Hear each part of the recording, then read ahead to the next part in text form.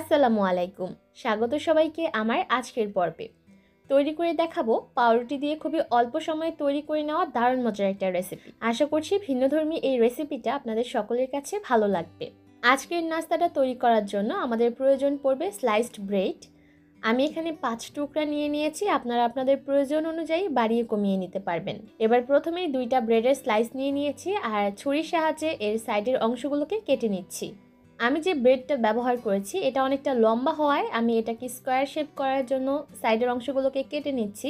তবে আপনাদের ব্রেডগুলো যদি স্কোয়ার শেপের হয় তাহলে কেটে নেওয়ার কোনো প্রয়োজন নেই। আর সাইডের অংশগুলোকে কিন্তু কেটে ফেলে দেওয়া যাবে না, আপনারা চাইলে এই সাইডের অংশগুলোকে ব্যবহার করে ব্রেড ক্রাম্ব তৈরি করে নিতে পারবেন। এবার ছুরির সাহায্যে আমি রুটির মাঝ বরাবর দিয়ে কেটে নিচ্ছি।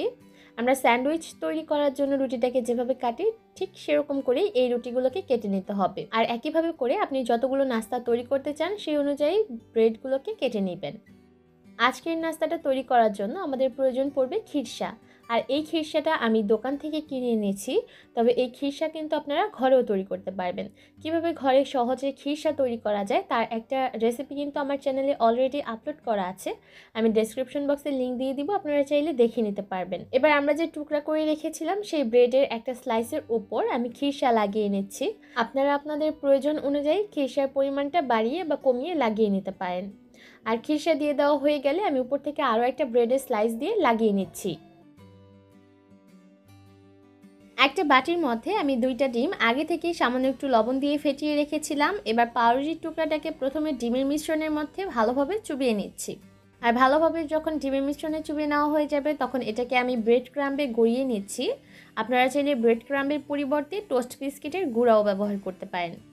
আর ভালোভাবে ব্রেড ক্রাম্বের ভিতর গড়িয়ে নেওয়া হয়ে গেলে এটাকে সরাসরি গরম তেলে ছেড়ে দিচ্ছি।